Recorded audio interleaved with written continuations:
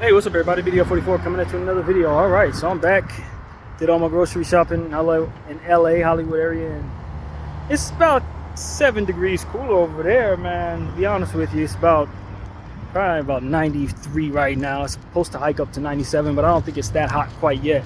It was like 88 over there, something like that, 87. So got a little bit more of a breeze rather than this heat that just sits on your head as you walk. But yeah, man, it's one of those things where it's like I don't want to buy any food out, but I also don't feel like cooking. I guess it's the heat that makes you feel lethargic about simple tasks like warming up rice. But I don't really have a taste for Mexican food, and I've been doing great without it. So I'm on a pass, but the laziness in me wants me to just buy some food and just eat it and then go to sleep. You know what I mean? That's exactly the type of heat this feels like. But I've had days where I passed up on getting Mexican food that I wanted it more than I want it right now. So it's not gonna be as hard to pass up on it. So I plan on it. So yeah, man, just another day. I mean, I guess what ends up happening is your body gets used to this heat. That's what I'm hoping will happen.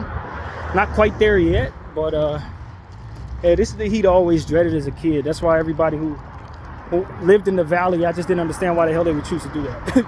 Like, if I'm being completely honest with you, my boy Keontae, what up, Q? He was one of the people that used to be out here a good portion of his childhood. Left Hollywood early when he was like 8 years old and lived out here or something like that until he was like a grown man. So he spent most of his high school days and junior high school days in this heat and in this bipolar weather that comes, outside of the summertime. So I used to dread it. I went to high school out here for one semester, I believe it was. North Hollywood High, and that summertime heat, that heat that hits you when you first get back to school, and oh my god, man, it's exactly the type of heat that I'm feeling as we speak. Just not a fan of it, but it is what it is, man. I think I'm handling it better than I did. I guess my body is starting to get used to it, is what I'll say. But those who know real heat, valley heat is nothing to play with, man. That's why I laugh at the idea of living in Vegas and Arizona and places like that, Egypt, where the heat just hits you and stays there, stuff like that. I've never been a desert, dry valley person. Give me bodies of water any day of the week, man. And granted, that has its cons too, because working at the marina during the winter is ridiculously cold for LA standards. You're dealing with 32-degree mornings and stuff like that. I don't like that either. I'm not a fan of extreme weather. I like my weather somewhere between 70 and 80 degrees. And in the summertime, you can get up to about 84, 85 if you want to be hot and not piss me off. But anything above that is a problem. It really is. Unless I'm decreasing in heat from where I came from, like today, for example, where I went from 92 to like 88 and it felt pretty good.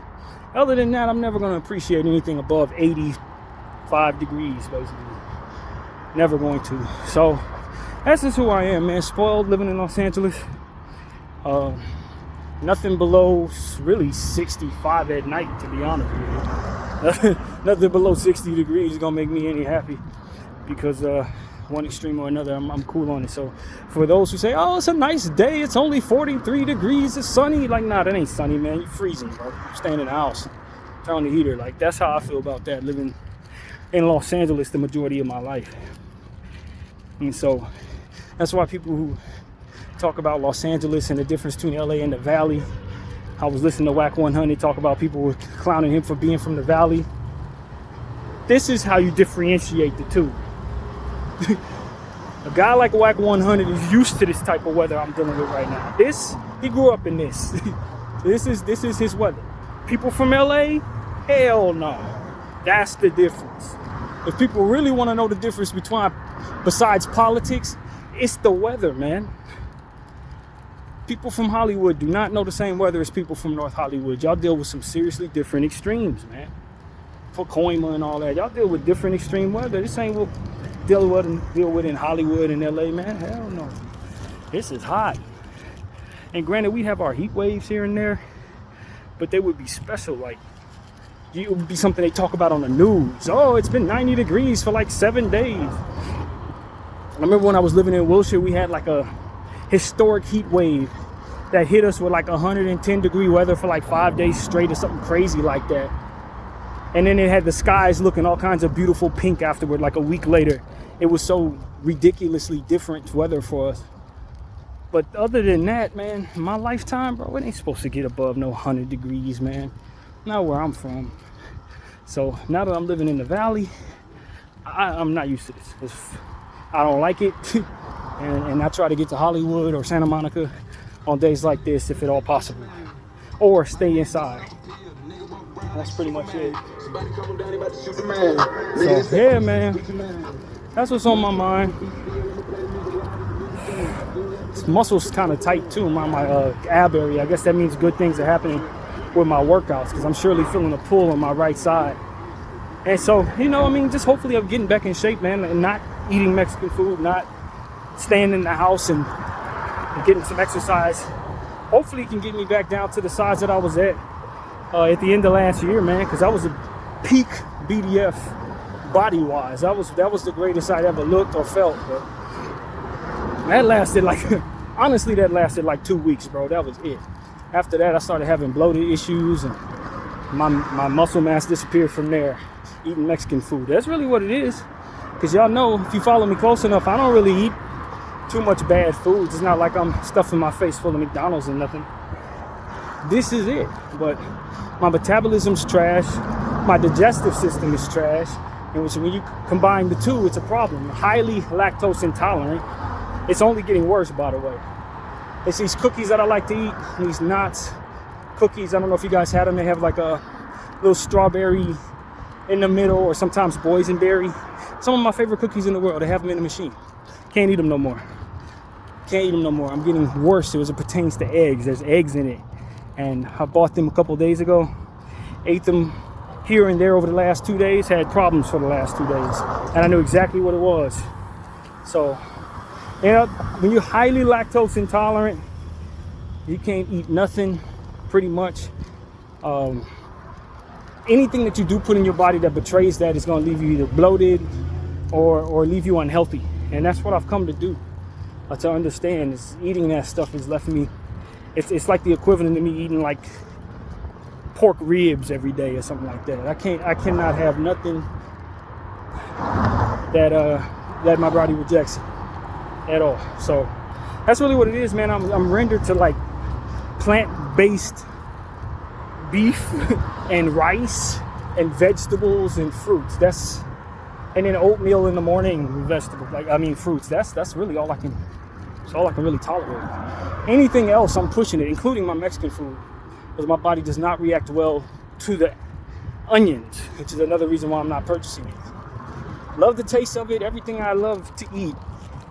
It's like I'm cursed. It's like I'm literally cursed, man. And the sad thing is, this ain't been a lifelong thing. It's only been going on. I think I started discovering I was allergic to stuff when I was like 34, 35 years old after my mom had passed, man. So live all my life being able to eat whatever I want with a strong stomach. And then over the last 4 years, suddenly my body just started rejecting one thing after another, usually stuff that tastes really, really good, to the point where I can barely find anything to eat. So I do feel cursed. I ain't gonna lie, man. I feel cursed. That's exactly what this feels like. But yeah, man, that's pretty much what I gotta say. I'm gonna go in the house and I'll figure out if I actually want to do my squat regimen or not. The way I'm feeling right now, I don't necessarily feel like doing it, but usually when I get in the house I feel a lot better. So we'll give it a second, see what it is. But that's pretty much my thought, man. Eyes on Gaza. I never want to make a video these days without talking about that, for which is the genocide that Israel is engaging in. I don't have any new updates. I'm sure there's a lot going on, but I really don't have anything extra to say other than we just got to keep fighting that. We got to fight that, man. We can't just normalize the suffering of people. I saw y'all do that to my people, and it's not something that I'm willing to do. You understand what I'm saying? I saw y'all do that to black people during the slavery days and civil rights days.